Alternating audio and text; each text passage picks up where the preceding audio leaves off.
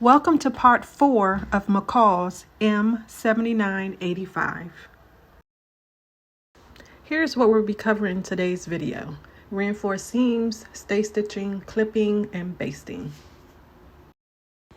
separate casing, fabric drawstring, and finishing seams. Lastly, if you're new to sewing or just need a refresher, check out my free Sewing Basics video series by clicking the link at the top of your screen. If you already know how I do my sew-alongs and videos, and if you'll be kind enough to watch at least one ad should it appear, which enables me to keep bringing you free content, feel free to skip ahead to go straight to the sew-along. Skip ahead to the 3-minute 50-second mark. Here's a little bit about how I do my Sew With Me sew-alongs. Techniques, I'm going to put it on the website and I will reference it in the sew-along itself. So for example, we're working on a pair of pants that has a fly front. So when we get to that portion in the sew-along, I'll do a little bit of it, in instructions in the sew-along itself, but then I'm going to refer you over to the website to go ahead and look at that video, that particular video, look it over, study it, do your own sample if you want, because I'm big on that technique binder. So go ahead and and do that, and then once you get a good hang of what that technique is, then come back onto the sew-along itself and do that particular technique with the sew-along. So that way we both kind of benefit. You still get the instruction of the actual sew-along, step by step of how to do a particular thing. But it's less editing on my part because, like I said, I'll mention it in the sew-along itself, but then I'll refer you over to the website to actually find that particular technique and go ahead, review it, look at it. And then once you master it or enough to where even you sew along, at the same time and install it in that particular sew-along that you're doing at that time. So hopefully that will be okay for you, because I think I just wanted to take this opportunity to thank everyone for watching my videos. I love to upload the videos. I love to share my knowledge.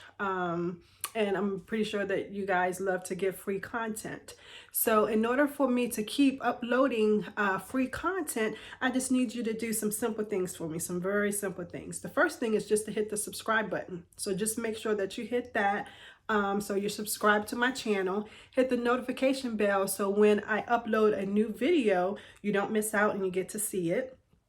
And then also, if there's an ad on my videos, they're typically anywhere from 10 seconds to maybe up to 2 minutes.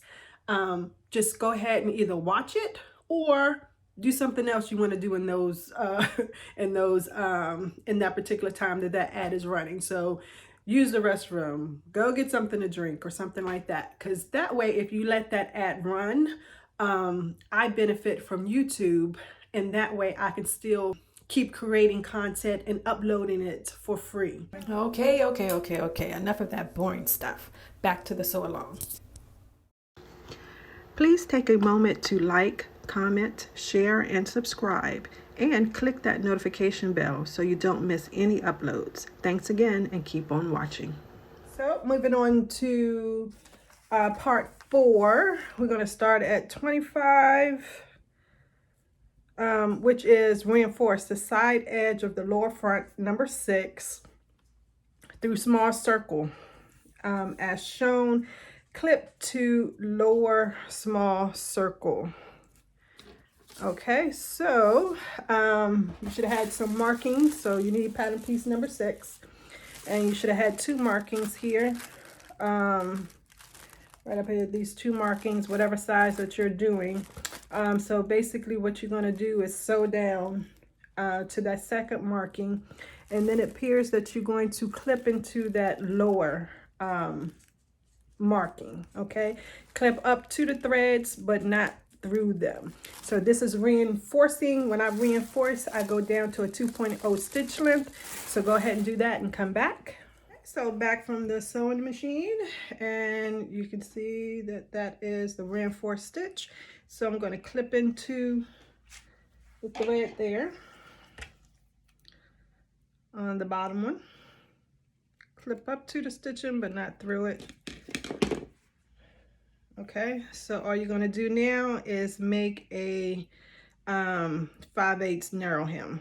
Okay, so just basically narrow hem. You're just going to fold in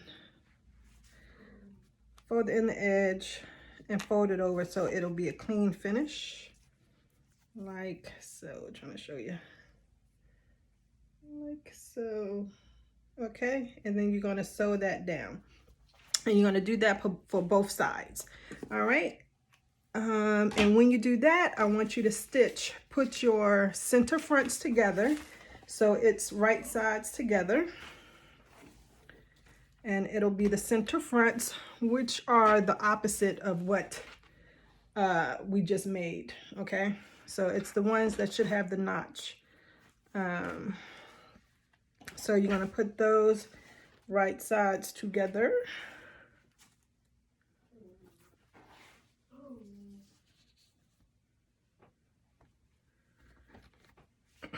Like so. All right, and then you're going to stitch this with a 5/8 seam allowance, and then finish that as you would normally do with a zigzag or serge. Okay, so go ahead and do that. Okay, so I have sewn the reinforced stitches there, sewn down center front, and I have serged mine. Remember, after you sew, press your seams before you finish them. Now next, which is number 28, if you're keeping along on your instructions here, is to stay stitch the upper edge of the front. So I just have it right side here. What you want to do is stitch from the outsides in, so from your basically side seams into the center front. Okay, don't stitch from one side all the way over to the other one, right? You stitch from one side seam over to the front, and then you go from the other side seam over to the center front. Okay, go ahead and do that and come back. All right, so now we are at step 29, okay, which is lap right upper front over left upper front, matching centers, base, lower edge. So go ahead and grab your bodice.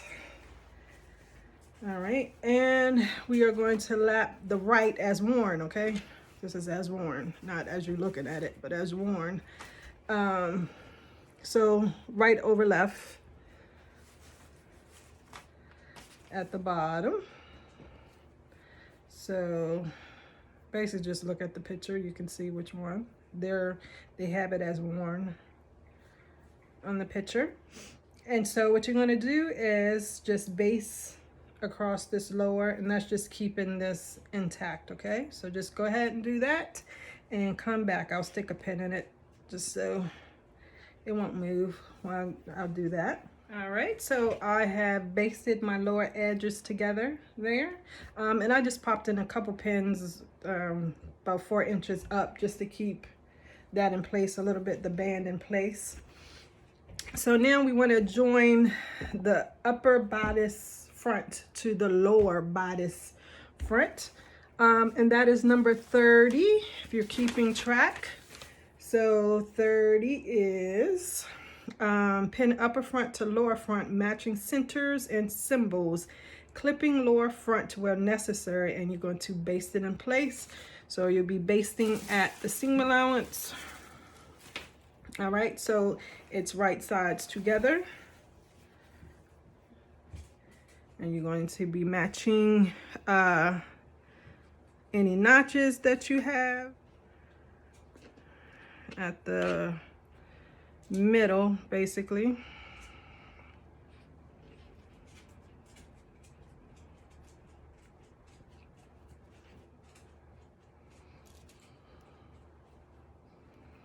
All right. Pick a side for your seam allowance.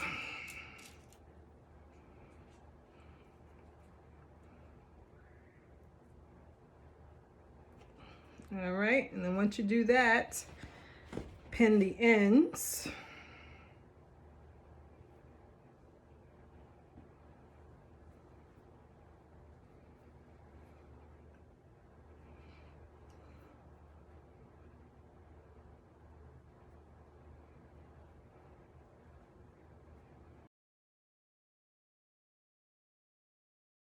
And as you can see, there is a difference, right?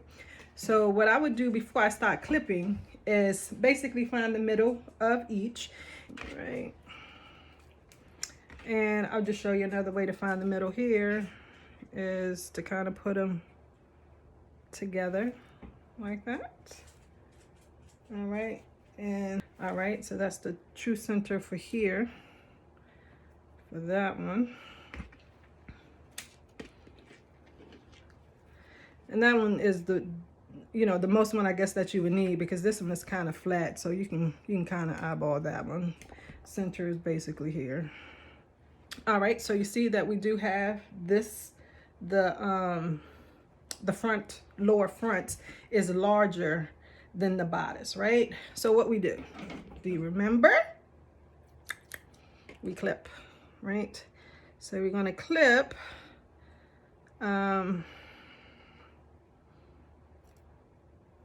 clip into the fabric. And what does that do? That spreads that fabric apart. It basically, instead of, it start right now with clips, as you can see it, right? They're basically snips into the fabric, but once I spread it, it becomes a V, and that creates more space for this little one, for the smaller version. So as you pull this together, it becomes flush. Okay? See that? And then you just pin. So what I want you to do is pin, do that method all the way around. Okay, clip where you need to, and then pin. If you need to clip more, you can start off with like an inch or half an inch in space, but if you need more, go ahead and clip, and then do, you know, your whole row to make sure that the bodice and the lower front are flush. Okay, once you do that, you're going to sew your seam 5/8 inch seam allowance, but you're going to baste it. Okay, so go ahead and do that and come back. I have come back from doing the basting seam, or joining the upper bodice to the lower front. So that completes step number 29. Okay, so moving on to step number 31. Okay, it's trim 5/8 on the long unnotched edge of front casing, which is number 7. Press edge to 3/8. Okay, so what I did was went ahead and made my guideline stitching, basting that at the 5/8 of an inch seam allowance. Then I went ahead and cut that down by half. Okay, that's what I did. And again, you press up to the wrong side. Okay, press the seam allowance up to the wrong side. Moving on to 32. Pin right side of front casing to wrong side of upper to upper front, matching centers and symbol stitch. You're going to trim, and then you're going to press the seam and casing toward the lower front. All right, so obviously you're going to need your bodice, and you're going to look for the front pieces that you basically just stitched together. All right, and you want the wrong side facing up, and you are going to match its right side of your casing to the wrong side of that seam you just did, attaching the upper and lower together. And you're going to match up your notches. Okay, see, there's a notch there, notch over there, or right here would probably be the first one. It's this one. All right, and you're going to extend it all the way over to the ends. go ahead and pin, and you're going to stitch this down at a 5/8 seam allowance. Once you finish stitching it down, you're going to trim it down by half, and then we're going to basically press the remainder seam allowance toward the lower front, and we're going to press the casing toward the lower front as well. Okay, so go ahead and do that and come back. All right, so I finished pinning, but just a tip, I would actually sew it from, so you can look at your basting stitch and just sew on top of that basting stitch, okay? Okay, so it appears that I have lost my audio, so just gonna do a voiceover here. So what we're doing here is I'm working from the right side of the fabric, so right side is face up, and the casing has been placed so that it is was placed down, so it was on the lower front. And so I'm just pinning. So as you can see, I'm spreading out. So wherever I'm pinning, I'm going to spread that fabric so that it's flat. And I'm making sure to catch the fold, you know, the bottom fold of the casing. And I'm just going, you know, the whole length of the front bodice to catch the casing. And then after I do this, I'm going to actually turn it to the wrong side, and I'm going to baste, making sure that I can see the bottom of my casing. So I'm going to basically edge stitch, but using a basting length, stitch length, the casing down. Then once I baste it on the wrong side, I'm going to flip it to the right side again, and I'm going to use that basting stitch as a guideline and do a regular top stitch, or just a regular stitch, whatever your preference is. I typically do, and will do here, a top stitch, which I extend my stitch length to a 3.0, and just basically again using the basting stitch as a guideline. Okay, so back from the sewing machine, basting on the wrong side, turn over to the right side and stitched over it, that basting stitch as a guideline, using that basting stitch as a guideline. Now you can remove the basting stitches if you like. I won't be doing that because it's gonna kind of be you know, ruched together anyway, so it's really not going to be that apparent. I did do my top stitching at 3 as usual. So that's what mine looks like. Remember to give yours a good press. Okay, so now we are going to stitch the front to back at side seams, keeping side openings on lower front free. Okay, so and that's for where your tie, or if you do a ribbon or whatever you want to do, goes into. So that's this little portion that we have here.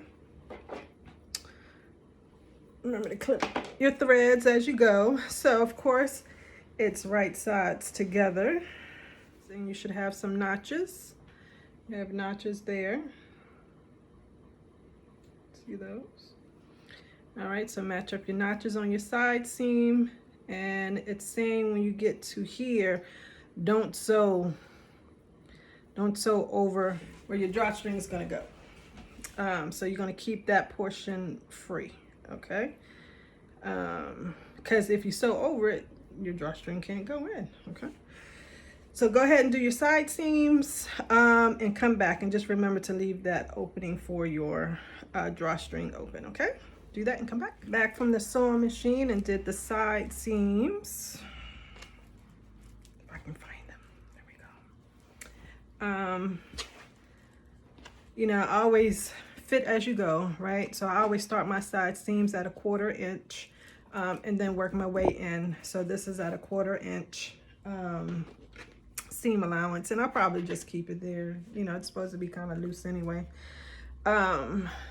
So I just wanted to let you know, because it's not really in the instructions, and you may or may not need to do this. I had to do it because, you know, I have a slippery type fabric, so it kind of moves when you're cutting and stuff. So what I did here was, this is the opening. Remember, you're not supposed to stitch over the opening. So after so basically what I did was I folded it back onto to itself and pinned it in place. Okay, see it right there. I folded it back onto itself and pinned it in place. And I had to release it at the upper. So I just clipped into that seam allowance.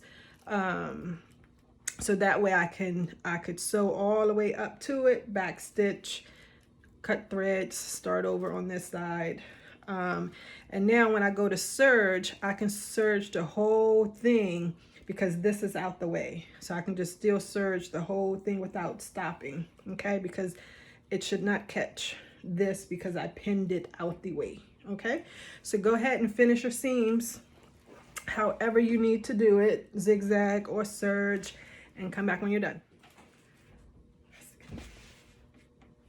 Okay, so here is the side seam. I serge mine. Okay, so you can see this part is still free. You're just tacking one side of this casing, the side that's closest to the garment, okay, down. And that's just optional. You don't have to, okay? But that keeps that from opening like that. So you can just tack it down there, so the drawstring would just go in there. All right, so we're going to skip around a little bit. So we're going to skip to number 45 and work on our drawstring. It says stitch seam and drawstring number 9, matching the notches, okay? So just that seam on the end that has the notch, right sides together, stitch along there. So go ahead and stitch the short ends together. This is right sides together. And then 46 is with right sides together. You want to stitch, take it up 3/8 inch seam allowance, leaving an opening for turning, and that's usually right where your seam is. If you can see your seam here, you kind of go past that seam just a little bit and then leave like a 2-inch opening on the, you know, either side of that back seam. All right, and then you're just going to flip it so that it's right side out, and either slip stitch it, which is a hand stitch, or you're going to edge stitch, which is a machine stitch, that opening close. All right, so go ahead and do that and come back from the sewing machine. And just an FYI, I looked at my casing on my garment and decided that I needed to do more than just a 3/8 seam allowance because that was going to be too big. So I actually, I don't even remember what I did. I think it was 5/8 maybe, but enough to leave like a 1/2 inch once I'm done, okay, of basically like a ribbon. So, you know, sometimes you have to make adjustments. You know, my fabric is a little slippery and stuff like that, so that could affect the size and things of that nature. So, so I just had to alter the width of my finished drawstring here, okay? So you want to trim down, and for drawstrings, I would trim it actually like to 1/4 inch, like very close to the stitching, only for drawstrings, okay? Anything else, I always just cut down by 1/2. But with drawstrings, you want to take out as much bulk as possible because you'll be turning it and eventually ironing it, and you want it to lay as flat as possible. So you want to cut close to the stitch line, but of course not through it. So I'll start some and then I'll show you how close I'm cutting.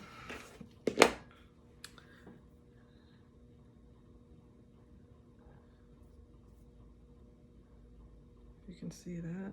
I don't know which lighting is better. a bit closer. There you go. So leaving about that much.